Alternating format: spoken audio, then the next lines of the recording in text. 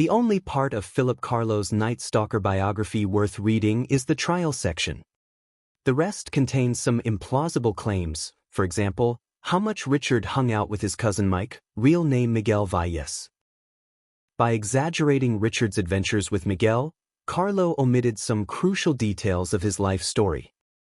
In Chapter 24, Carlo wrote that Valles was released from a mental hospital in late 1977. He infamously killed his wife Josefina in May 1975 in front of Richard. Carlo's details for Valles are wrong. He was not in a hospital. He was initially imprisoned. In 1976, he was found incompetent to stand trial due to schizophrenia. He was sent to Rusk State Mental Hospital in East Texas. After 2 years, he recovered sufficiently enough to stand trial and was sent back to El Paso in 1978. Valles remained in prison until 1980, by which time Richard had moved to California. Carlo's narrative jumps all over the place. After incorrectly saying Richard resumed hanging out with Miguel in 1977, he leaps back to 1976, when Richard was 16. This part of the story is all about teen Richard dating Nancy, whose real name is Noemi Navarrete. The date given by Carlo was 1977. Carlo claimed that Richard dumped Noemi in early 1978 because she was too innocent for his violent sexual desires. This does not match her description of Ramirez, which was gentle.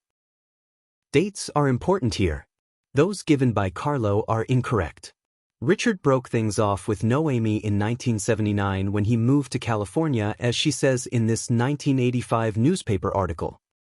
Everyone, including Richard himself, said he moved to California in 1979. I came to California in 1979. I came here to live. Carlo moved Richard to California about 18 months sooner than he did in reality. He makes him out to be utterly porn-soaked, addicted to coke, and in the summer of 1978, accused him of committing a violent sexual assault on a lesbian he had tried to score drugs with. No such victim has ever come forward. Carlo claimed Ramirez confessed to all, but as yet, those tapes have not been heard. Next, Carlo has Ramirez arriving in San Francisco, meeting the head of the Church of Satan, Anton LaVey, and experiencing some kind of black mass. LaVey's description of their meeting sounds plausible, but Ramirez had no recollection of it according to this letter. If it ever happened, it probably wasn't 1978. As well as the testimony of his friends, even legal records place Richard in El Paso, Texas through the entirety of that year and through half of 1979. Carlo's narrative is wrong because he had no knowledge of Richard's time in the Texas Youth Council. In late 1976, Ramirez was convicted of breaking and entering a neighbor's home. In March through early April, he was at the statewide reception center in Brownwood, Texas. He was transported to El Paso House, where the program lasted around 5 months. So, from April to September 1977, Richard was in a youth correctional facility. He did not come out and start hanging out with Miguel for a few months before heading to California. Nor did he move into his brother Julian's home in Los Angeles that year, as his niece is claiming. Visited, maybe, but lived? His friends' testimonies suggest otherwise. These inconsistencies makes one wonder what else Philip Carlo lied about.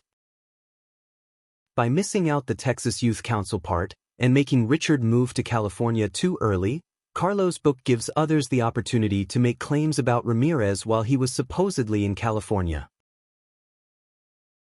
For more reliable information, check out the Questioning the Night Stalker blog on Substack. I also recommend the Expendable for a Cause blog, the first site that deconstructed the Ramirez case. And finally, please read The Appeal of the Night Stalker by Emily Zola, J. Roslin, and K.C. Graham. These are the most reliable sources on all things Richard Ramirez. Thank you for watching, like and subscribe.